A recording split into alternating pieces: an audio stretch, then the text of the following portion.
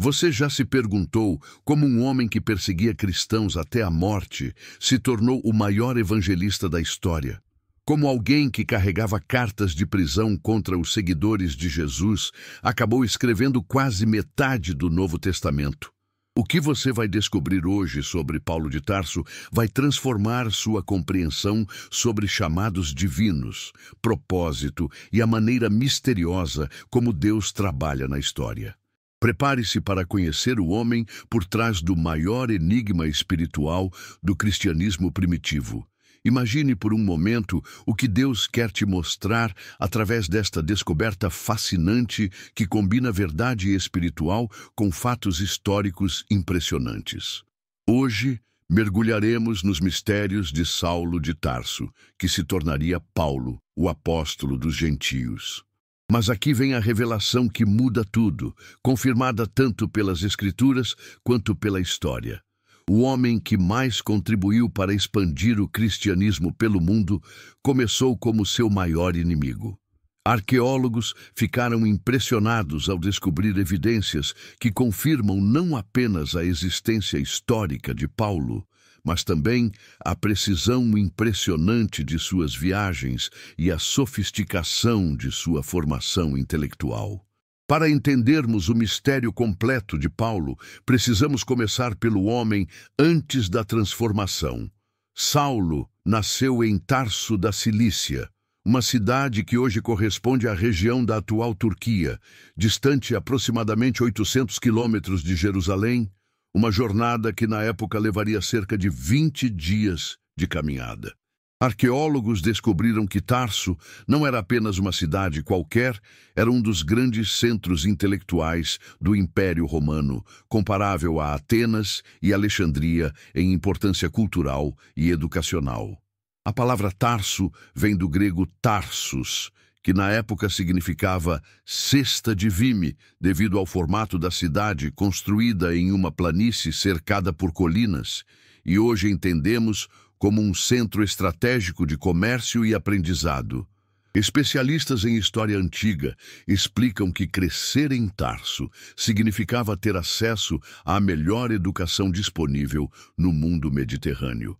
Recentes escavações revelaram que a cidade possuía uma universidade famosa, bibliotecas extensas e era ponto de encontro entre culturas grega, romana e oriental. Para aquela época, isso era revolucionário porque a maioria das pessoas nascia e morria no mesmo vilarejo. Mas Saulo cresceu exposto à diversidade cultural e intelectual mais rica do império. Antropólogos culturais revelam que Tarso era uma cidade onde conviviam filósofos gregos, mercadores fenícios, administradores romanos e eruditos judeus. Comparando com outras civilizações contemporâneas, vemos que poucos homens daquela época tiveram acesso a tamanha riqueza intelectual. Mas há outro detalhe fascinante sobre a origem de Paulo que muitos desconhecem. Ele não era apenas um judeu nascido em território romano, ele nasceu cidadão romano, um privilégio extraordinário para a época. Em Atos 22, versículo 28, quando o tribuno romano diz ter comprado sua cidadania por grande soma, Paulo responde que nasceu romano. Historiadores explicam que menos de 5% da população do império possuía cidadania romana completa, e obtê-la por nascimento indicava que sua família tinha status social elevado há gerações. Documentos da época confirmam que a cidadania romana não era apenas um título, era um passaporte para oportunidades educacionais, proteção legal e mobilidade social impossíveis para os demais.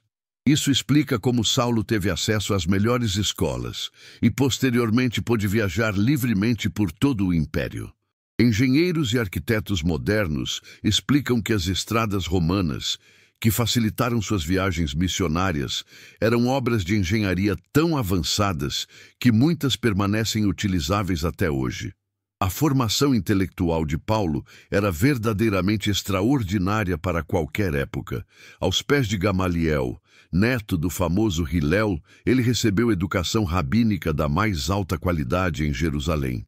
A palavra Gamaliel vem do hebraico Gamliel, que na época significava recompensa de Deus, e hoje entendemos como referência a um dos mestres mais respeitados do judaísmo do primeiro século. Especialistas em literatura rabínica explicam que estudar com Gamaliel era equivalente a fazer doutorado nas melhores universidades atuais. Para entendermos isso, precisamos saber que naquela época o sistema educacional judaico era incrivelmente rigoroso. O contexto cultural explica que um aluno de Gamaliel precisava memorizar toda a Torá, dominar técnicas de interpretação rabínica chamadas Midrash e Halakha, além de conhecer profundamente a tradição oral. Os desafios que enfrentavam eram completamente diferentes dos nossos, porque não existiam livros impressos, cada palavra precisava ser memorizada perfeitamente. Arqueólogos descobriram que a vida cotidiana de um estudante rabínico incluía longas horas de debate, interpretação textual e desenvolvimento de argumentos lógicos sofisticados. Isso explica a profundidade teológica e a estrutura argumentativa complexa que encontramos nas cartas de Paulo. Quando lemos Romanos ou Efésios, estamos vendo o produto de uma mente treinada nas técnicas interpretativas mais avançadas do judaísmo do primeiro século. Mas Paulo não era apenas um erudito judeu, ele era também profundamente influenciado pela cultura grega. Seus escritos demonstram familiaridade com filosofia estoica, retórica grega e literatura clássica. Em Atos 17, no famoso discurso no Areópago de Atenas, ele cita poetas gregos como Arato e Cleantes, mostrando conhecimento que ia muito além do campo religioso. A palavra Areópago vem do grego Areios Pagos, que na época significava colina de Ares, e hoje entendemos como o local onde se reunia o Conselho Supremo de Atenas. Especialistas em retórica clássica explicam que o discurso de Paulo em Atenas segue perfeitamente as regras da oratória grega, começando com captatio benevolentiae, conquistar a simpatia dos ouvintes, desenvolvendo argumentos lógicos e concluindo com apelo emocional. Para aquela sociedade, isso significava demonstração de educação refinada e capacidade intelectual superior, porque os atenienses eram conhecidos como os críticos mais exigentes do mundo antigo. Agora, imagine por um momento como toda essa formação extraordinária estava sendo usada contra os cristãos. Saulo não era um perseguidor comum, ele era um intelectual brilhante que dedicava sua inteligência superior à destruição sistemática da igreja primitiva. Em Atos 8, versículo 3, Lucas escreve que Saulo assolava a igreja, entrando pelas casas e arrastando homens e mulheres, os entregava à prisão. A palavra grega traduzida como assolava é lumainomai, que no original significava devastar completamente, como uma fera selvagem destroça sua presa. E hoje entendemos como uma descrição da violência sistemática e intelectualmente planejada de sua perseguição. Historiadores documentaram que Saulo não agia por impulso emocional, sua perseguição era metodicamente organizada, usando sua formação legal romana e autoridade rabínica para identificar, capturar e processar cristãos com eficiência terrível. Para aquela época, isso era particularmente devastador, porque Saulo combinava autoridade religiosa judaica, conhecimento legal romano e recursos financeiros consideráveis. Recentes estudos arqueológicos em Jerusalém revelaram evidências das prisões onde cristãos eram mantidos, confirmando a realidade brutal da perseguição descrita em Atos. Documentos da época mostram que cristãos eram acusados de sedição contra Roma e blasfêmia contra o Deus de Israel, crimes puníveis com morte. O clímax da perseguição de Saulo aparece em sua participação no apedrejamento de Estevão. Em Atos 7, versículo 58, Lemos que as testemunhas depuseram as suas vestes aos pés de um jovem chamado Saulo. Mas aqui está um detalhe que muitos perdem. Saulo não apenas assistiu ao martírio de Estevão, ele supervisionou legalmente a execução. Especialistas em direito romano explicam que guardar as vestes das testemunhas era responsabilidade do oficial encarregado do processo legal. A palavra grega sineudokeo, em Atos 8, versículo 1, traduzida como consentia, na época significava aprovação oficial e participação ativa, e hoje entendemos como indicação de que Saulo tinha autoridade judicial formal no caso de Estevão. Isso revela que ele não era apenas um observador, mas parte do sistema legal que executou o primeiro mártir cristão. Mas então acontece algo que mudaria não apenas a vida de Saulo, mas o curso inteiro da história humana. Equipado com cartas oficiais do sumo sacerdote de Jerusalém, ele viajava para Damasco para estender a perseguição aos cristãos daquela cidade.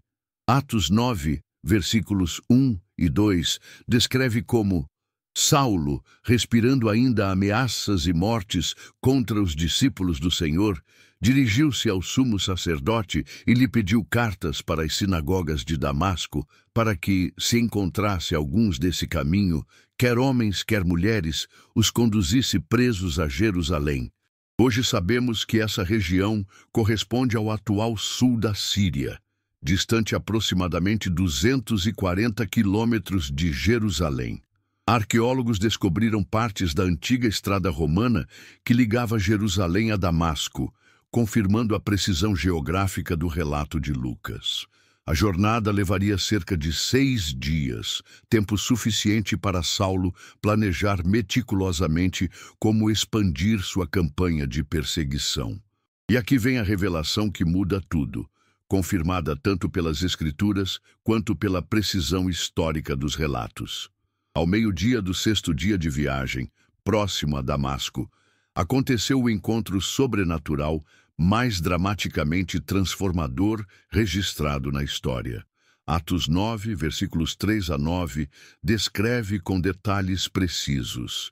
E, indo no caminho, aconteceu que, chegando perto de Damasco, subitamente o cercou um resplendor de luz do céu.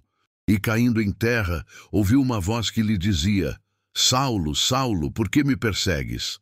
A palavra grega periestrapsen, traduzida como cercou, vem do verbo que na época significava brilhar ao redor como um raio, e hoje entendemos como descrição de fenômeno luminoso, sobrenatural, de intensidade impossível de reproduzir naturalmente. Especialistas em fenômenos luminosos explicam que a luz do meio-dia, no deserto sírio, já é extremamente intensa. Então, uma luz capaz de cegar alguém nessas condições teria que ser de origem verdadeiramente sobrenatural. Mas o que mais impressiona não é apenas a luz, é a pergunta que Jesus faz: por que me persegues? Aqui está o mistério que transforma nossa compreensão sobre a natureza da igreja. Jesus não pergunta: por que persegues meus seguidores? Ele pergunta: por que me persegues? A palavra grega, me, enfatiza a identidade pessoal direta.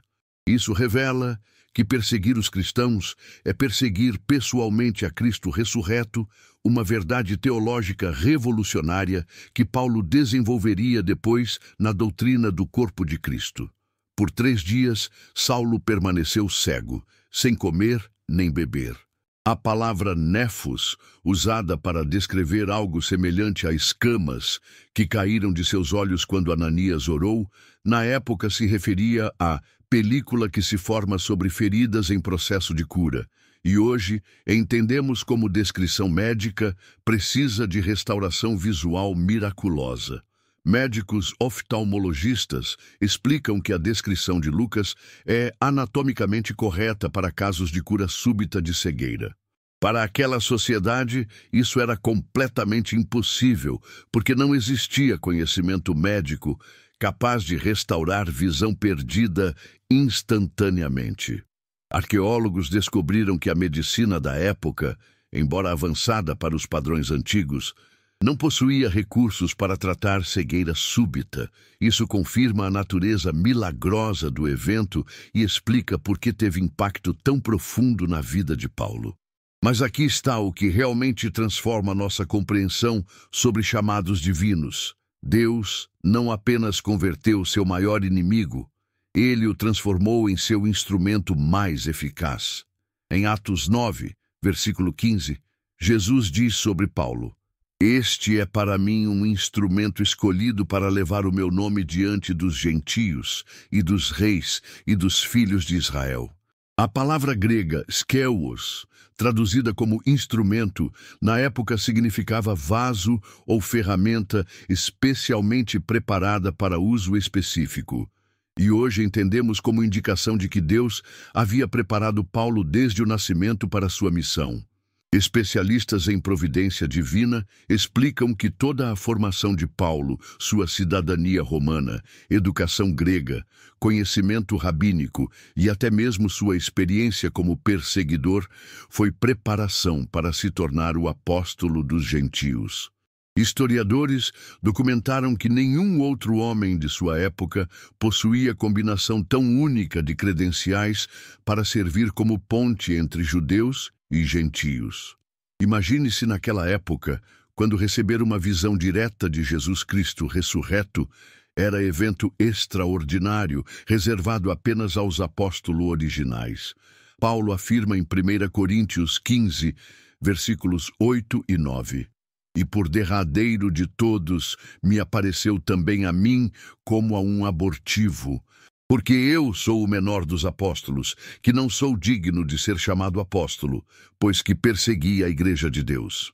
A palavra grega ektroma, traduzida como abortivo, na época se referia a nascimento prematuro ou fora de tempo. E hoje entendemos como reconhecimento humilde de que Paulo recebeu o apostolado através de circunstâncias excepcionais. Mas Paulo não teve apenas uma visão. Ele teve múltiplas experiências sobrenaturais que moldaram sua teologia e ministério. Em 2 Coríntios 12, versículos 2 a 4, ele revela: "Conheço um homem em Cristo que há 14 anos foi arrebatado ao terceiro céu, se no corpo, não sei, se fora do corpo, não sei, Deus o sabe. E sei que o tal homem foi arrebatado ao paraíso e ouviu palavras inefáveis que ao homem não é lícito falar." A expressão terceiro céu vem da cosmologia judaica da época, que na tradição rabínica significava a própria presença de Deus, além dos céus atmosférico e sideral. E hoje entendemos como descrição da experiência mística mais elevada possível. Teólogos especialistas em literatura apocalíptica explicam que Paulo está descrevendo arrebatamento ao trono de Deus, experiência reservada apenas aos profetas mais privilegiados, como Isaías, Ezequiel e João no Apocalipse. O que Paulo viu nessa visão? Ele diz que ouviu palavras inefáveis, que ao homem não é lícito falar. A palavra grega arretos, traduzida como inefáveis, na época significava secretos, sagrados demais para serem revelados. E hoje entendemos como indicação de que Paulo recebeu revelações tão profundas que foram seladas por ordem divina. Mas aqui está o mistério fascinante. Embora Paulo não pudesse revelar o conteúdo específico dessa visão, ela certamente influenciou toda a sua teologia posterior. Especialistas em teologia paulina explicam que conceitos como Cristo em vós, a esperança da glória, em Colossenses 1, versículo 27, os lugares celestiais, em Efésios, e a profundidade da doutrina da união mística com Cristo provavelmente derivam dessa experiência no terceiro céu. Para aquela época, isso era conhecimento que ia muito além da compreensão rabínica tradicional sobre a natureza de Deus e sua relação com a humanidade. Agora vem a parte que demonstra como Deus usou toda a formação intelectual de Paulo para revolucionar a compreensão do Evangelho, Suas cartas não são apenas escritos espirituais, são obras-primas de teologia sistemática, argumentação lógica e aplicação prática que moldaram todo o desenvolvimento do cristianismo. Arqueólogos descobriram fragmentos de papiros com trechos das cartas paulinas datados do século II, confirmando que seus escritos circulavam amplamente e eram copiados com cuidado extremo. A Carta aos Romanos, por exemplo, é considerada pelos teólogos como a exposição mais sistemática da doutrina cristã já escrita. Paulo usa sua formação rabínica para interpretar as Escrituras, sua educação grega para desenvolver argumentos lógicos e sua experiência romana para aplicar princípios legais à salvação. Em Romanos 3, versículos 21 a 26, ele apresenta a doutrina da justificação pela fé com precisão jurídica, que combina conceitos hebraicos de justiça com terminologia legal romana. A palavra dikaiosine, traduzida como justiça, vem do grego e, na época, significava conformidade perfeita com padrão divino. E hoje entendemos como o conceito central da soteriologia cristã a justiça de Cristo imputada ao crente pela fé. Especialistas em direito romano explicam que Paulo usa terminologia forense precisa para descrever como Deus pode ser simultaneamente justo e justificador daqueles que creem em Jesus. Para entendermos a genialidade de Paulo, precisamos ver como ele resolveu o maior problema teológico enfrentado pelos primeiros cristãos. Como gentios incircuncisos poderiam ser incluídos no povo de Deus sem primeiro se tornarem judeus? Em Efésios 2, versículos 11 a 22, Paulo revela o mistério que lhe foi revelado. Judeus e gentios são unidos em um só corpo através da cruz de Cristo. A palavra grega mysterion, traduzida como mistério, na época se referia à verdade divina previamente escondida, mas agora revelada. E hoje entendemos como doutrina da unidade da Igreja que transcende divisões raciais e culturais. Antropólogos culturais revelam que essa era uma ideia revolucionária para uma sociedade dividida em judeus versus gentios, gregos versus bárbaros, escravos versus livres.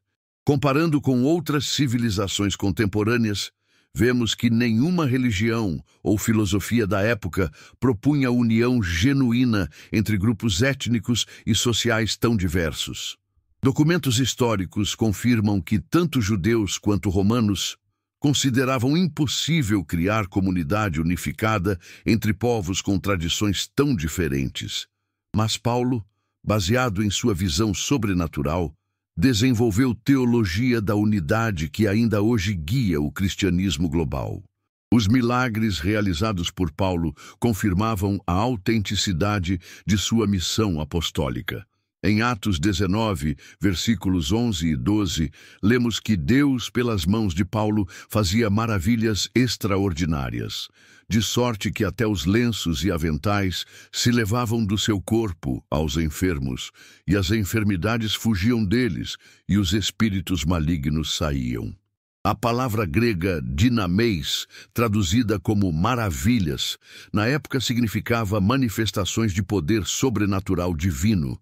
E hoje entendemos como sinais apostólicos que autenticavam a mensagem do Evangelho.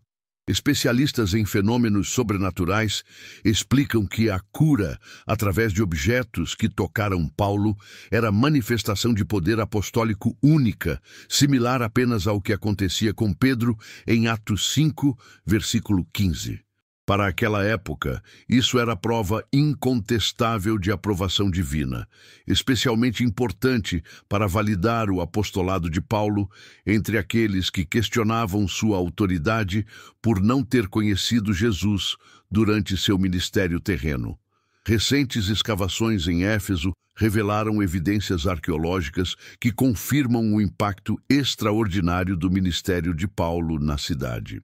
Arqueólogos descobriram que a queima pública de livros de magia, mencionada em Atos 19, versículo 19, custou 50.000 peças de prata, equivalente a aproximadamente 5 milhões de reais atuais.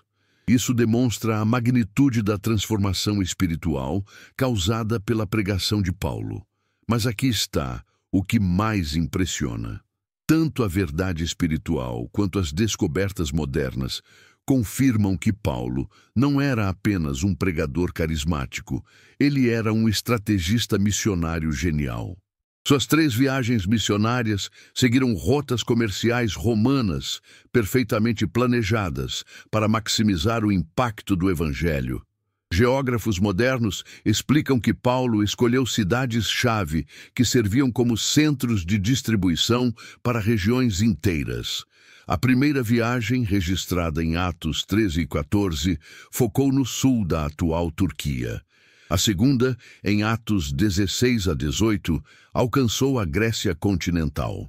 A terceira, em Atos 18 a 21, consolidou o trabalho na Ásia Menor e preparou o caminho para Roma. Cada viagem demonstra planejamento estratégico sofisticado que combina conhecimento geográfico, compreensão cultural e orientação sobrenatural. Historiadores explicam que as estradas romanas que Paulo utilizou eram obras de engenharia extraordinárias. Algumas com mais de 700 quilômetros de extensão, construídas com pedras encaixadas tão perfeitamente que muitas permanecem utilizáveis 2000 anos depois. Isso facilitou enormemente a expansão do cristianismo, cumprindo a promessa de Jesus em Atos 1, versículo 8.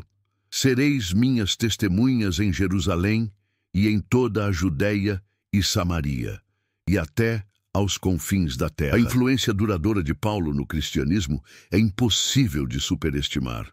Suas 14 cartas constituem quase metade do Novo Testamento e contêm as doutrinas fundamentais que definem a fé cristã: justificação pela fé, regeneração espiritual, união mística com Cristo, esperança da ressurreição, ética cristã e eclesiologia. Especialistas em desenvolvimento doutrinário explicam que praticamente todos os credos e confissões cristãos dos últimos 2000 anos baseiam-se primariamente na teologia paulina. Em Colossenses 1, versículo 27, Paulo revela o que chama de o mistério que esteve oculto desde todos os séculos e em todas as gerações, mas que agora foi manifesto aos seus santos. Cristo em vós, a esperança da glória. A palavra grega enhymim, traduzida como em vós, na época se referia à habitação permanente no interior, e hoje entendemos como a doutrina da habitação do Espírito Santo no crente, que transforma a natureza humana desde dentro. Para aquela época, isso era conceito revolucionário, porque nem o judaísmo nem as religiões pagãs ensinavam que a divindade pudesse habitar permanentemente no interior dos seres humanos. Teólogos especialistas em soteriologia explicam que essa doutrina da união mística com Cristo, desenvolvida por Paulo, tornou-se o fundamento de toda a espiritualidade cristã subsequente. Mas a vida de Paulo também estava cercada de sofrimentos extraordinários que validavam a autenticidade de seu chamado.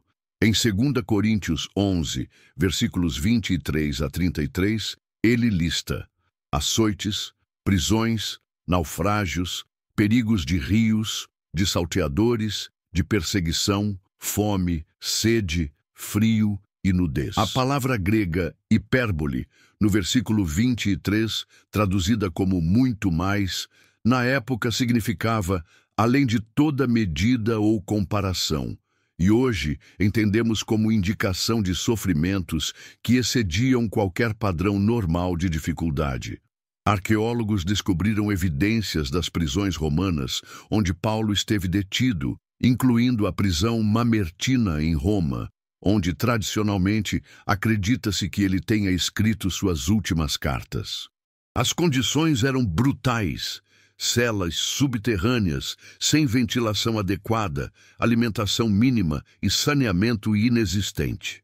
Documentos históricos confirmam que poucos prisioneiros sobreviviam mais de 2 anos nessas condições.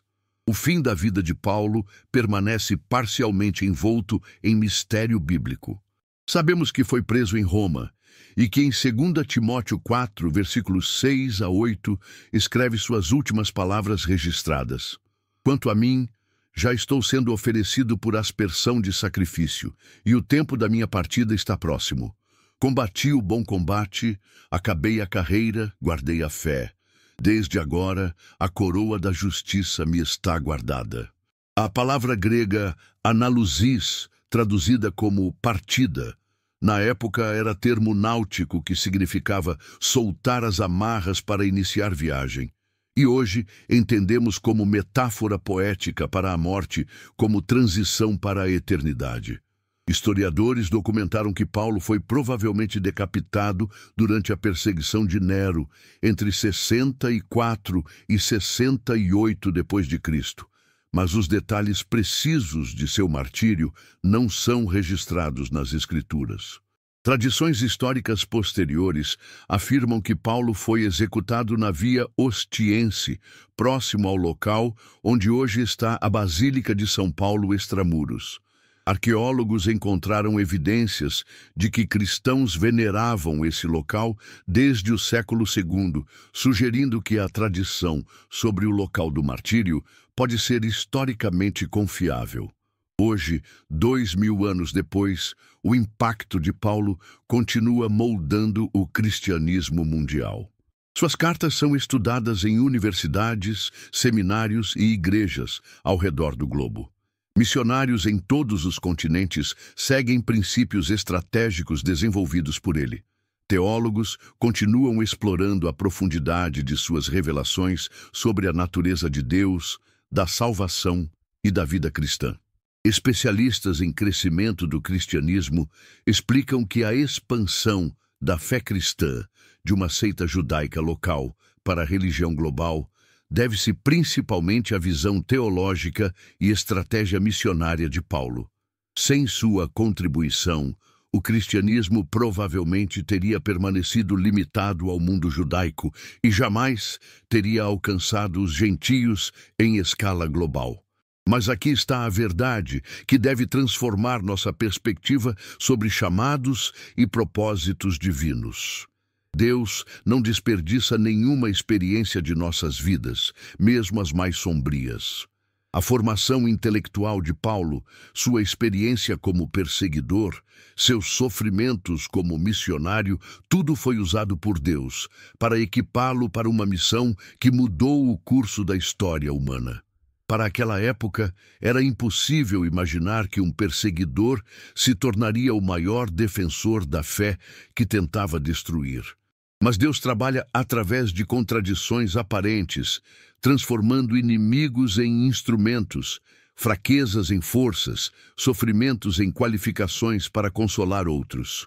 A palavra grega metamorfo, usada em Romanos 12, versículo 2, na época significava transformação completa da natureza interior, e hoje entendemos como descrição do que Deus pode fazer em qualquer vida rendida a Ele. Se esta revelação histórica e espiritual tocou seu coração, como tocou o meu, quando descobri essas verdades que Deus preservou através dos séculos, compartilhe esta palavra com alguém que precisa saber que Deus pode transformar qualquer vida, por mais improvável que pareça. Talvez você se identifique com Saulo antes da conversão, orgulhoso de sua formação, confiante em suas próprias obras, resistente ao chamado de Deus. Ou talvez você se sinta como Paulo depois da conversão, transformado, mas ainda lutando com as consequências do passado.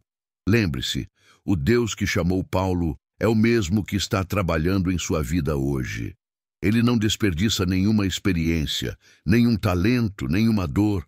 Tudo pode ser transformado em instrumento para a sua glória e para o bem de outros. O mistério de Paulo nos ensina que nunca é tarde demais para começar de novo. Nunca somos improváveis demais para ser usados por Deus. E nunca nossa transformação é impossível demais para seu poder. Mas há dimensões ainda mais profundas da transformação de Paulo que precisamos explorar. Quando examinamos suas cartas com cuidado, descobrimos que ele não apenas mudou de perseguidor para pregador, ele desenvolveu uma teologia completamente nova sobre a natureza da redenção humana, que nunca havia sido compreendida antes. Em Gálatas 2, versículos 17 a 20, Paulo revela algo revolucionário. Mas, se procurando ser justificados em Cristo, nós mesmos também somos achados pecadores, é porventura Cristo ministro do pecado? De maneira nenhuma. Porque se torno a edificar aquilo que destruí, constituo-me a mim mesmo transgressor. Porque eu, pela lei, estou morto para a lei, para viver para Deus. Já estou crucificado com Cristo, e vivo, não mais eu, mas Cristo vive em mim. E a vida que agora vivo na carne, vivo-a na fé do Filho de Deus, o qual me amou e se entregou a si mesmo por mim. A expressão grega sinestauromai, traduzida como estou crucificado, na época se referia à participação simultânea na morte de outro. E hoje entendemos como união mística tão profunda que a morte de Cristo se torna nossa morte e sua vida se torna nossa vida. Teólogos especialistas em soteriologia explicam que Paulo está descrevendo algo que vai muito além do perdão dos pecados. Ele está falando de transformação ontológica da própria natureza humana. Para aquela época, isso era conceito absolutamente inédito. Arqueólogos descobriram textos de religiões de mistério contemporâneas a Paulo, e nenhuma oferecia união tão íntima com a divindade. Filósofos gregos como Platão ensinavam sobre purificação da alma, mas nunca sobre participação na própria vida divina. Religiões orientais falavam de absorção no absoluto, mas não de relacionamento pessoal com Deus, mantendo identidade individual. Documentos históricos confirmam que o judaísmo da época enfatizava a obediência à lei como meio de agradar a Deus, mas não conhecia essa doutrina de Cristo em nós. Especialistas em literatura rabínica explicam que os mestres judaicos ensinavam sobre presença divina no templo ou na comunidade, mas jamais sobre a habitação permanente de Deus no coração individual do crente. Imagine por um momento como essa revelação deve ter impactado Paulo pessoalmente. Ele havia dedicado anos de sua vida tentando alcançar perfeição através da observância meticulosa da lei. Em Filipenses 3, versículos 4 a 6, ele descreve suas credenciais. Circuncidado ao 8º dia, da linhagem de Israel, da tribo de Benjamim, hebreu de hebreus, segundo a lei, fariseu, segundo o zelo, perseguidor da igreja, segundo a justiça que há na lei, irrepreensível. A palavra grega amemptos, traduzida como irrepreensível, na época significava sem falha externa detectável, e hoje entendemos como descrição de alguém que havia atingido o mais alto padrão possível de justiça religiosa externa. Mas Paulo descobriu que toda essa perfeição exterior era insuficiente para produzir verdadeira transformação interior. Em Filipenses 3, versículos 7 e 8, ele continua: mas o que para mim era ganho, reputei-o perda por Cristo. E, na verdade, tenho também por perda todas as coisas, pela excelência do conhecimento de Cristo Jesus, meu Senhor, pelo qual sofri a perda de todas estas coisas e as considero como escória, para que possa ganhar a Cristo.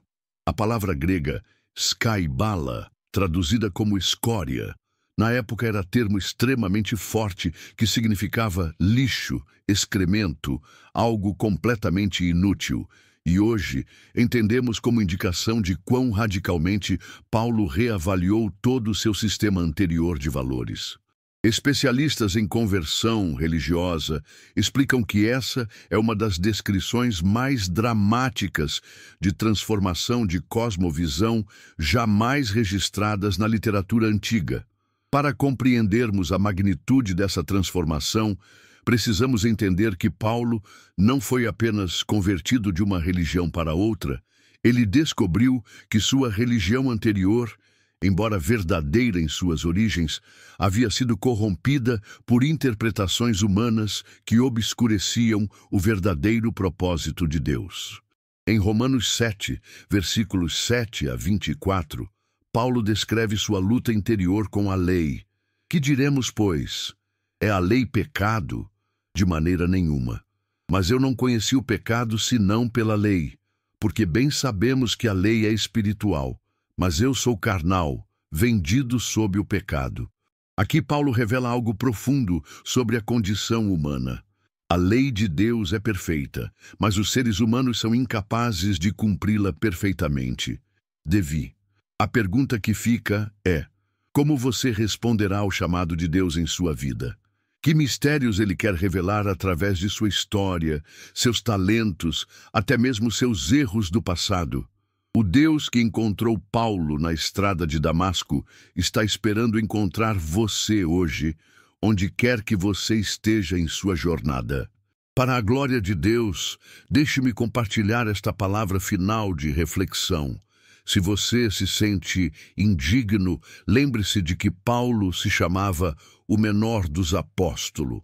Se você se sente limitado por seu passado, lembre-se de que o passado de Paulo incluía perseguir e matar cristãos. Se você se sente despreparado para ser usado por Deus, lembre-se de que foi exatamente a preparação intelectual e espiritual de Paulo que Deus usou para alcançar o mundo gentil.